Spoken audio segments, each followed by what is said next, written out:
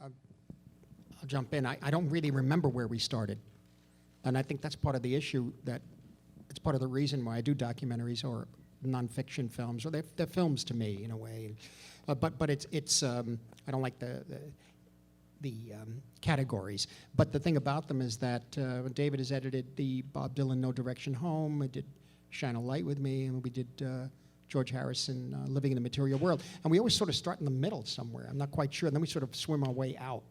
And it depends on how it feels, how one article in this case feels next to the other. I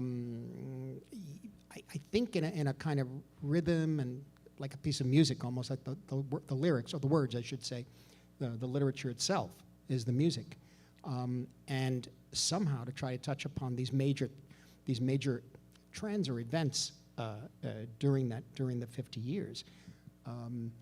And there were many that we tried, right, that sort of fell away, sort of slipped away, distilled down. Yeah, I mean, one of the first conversations we had with Bob Silvers, he talked about the waves of history and how, in a way, a publication like The Review is reacting to those waves of history. And of course, you know, with Vietnam, you know, it's a little before my time, but I'm very aware of it. And of course, it was central to Marty's formation. And I think that you know, I read the Mary McCarthy pieces, which I had never read before. And we thought, hey, we can put this in, you know. And Joan Didion. Yeah, and the Joan Didion too, because we filmed an event, the 50-year anniversary event at Town Hall, where different contributors, you know, read from their pieces or spoke, and she read from that Sentimental Journeys. And Mike Palmer, actually, who's in the audience, who's an editor, he started to work with the words, and he found a rhythm with the words and her writing that was really, you know, that was starting in the middle. We kind of started to find a And shape. we started to reach our way out and around, whether it's the art world or literature or politics, the wave of history, yeah. I mean, also, you know, once we saw everybody on the stage and we decided to shoot the town hall event, then we got to start to get a sense of, literally, I mean, in a way, who really reads on camera, you know? And who might be better served just reading, literally, their words, rather than having them read it, or, you know. And so this was something as we just went along. It wasn't a matter of liking or disliking. It just was. It's not something I'd describe in words, but it has to do with personality too in the film. And Joan is very special, or everyone in it. And there were others too that ultimately had to melt away, unfortunately, but. And I think part of it is, you know, it's a document of today, but it's also the 50 years of the review. It's a document of a time that's passed. And just that James Baldwin piece, it you know, I'm sure it was very strong when he said it, but when you see it today, it takes you back into that moment in a very powerful way. And I think those are the kinds of things we discovered. I mean, we talk about the Mary McCarthy, the interview. You know, that nobody had seen that for 35, 40 years. It was a film print in an archive, a local TV station in New York, where someone just asked her, you know, what they just wanted to ask her about the Vietnam War on local television in New York.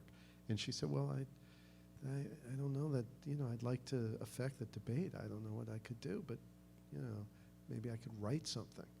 And, you know, that was a real find.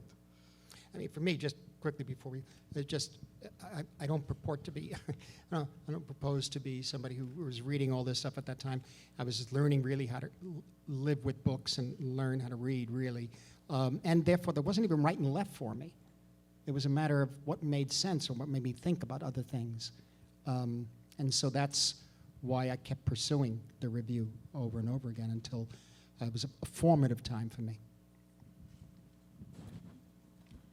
And in terms of approaching material, there wasn't a lot of archive that was directly related to the review, but there were all these events that were happening at that time. They had a lot of 50th anniversary events, and so we would just capture it. We were just basically documenting whatever was happening. We'd hear oh, there's going to be this, symposium in Oxford. Well, let's go shoot it.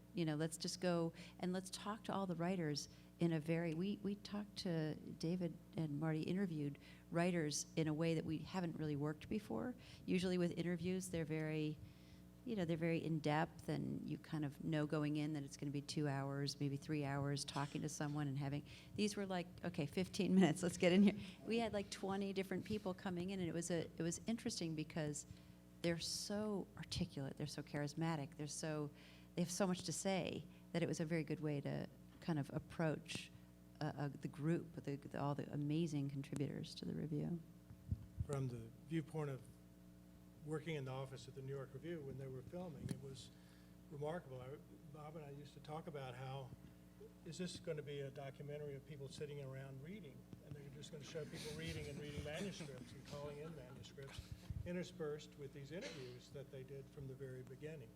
And the first time we saw, the first screening that we saw was remarkable and a marvelous thing to us, because it did, as Bob said, show the waves of history of the review. And it was completely unexpected to us. We had no idea what we were going to see the day we saw it the first time. And of course, the verite footage just the day-to-day footage of the work in the office and the way Bob interacts with his staff. And to me, those scenes are really wonderful.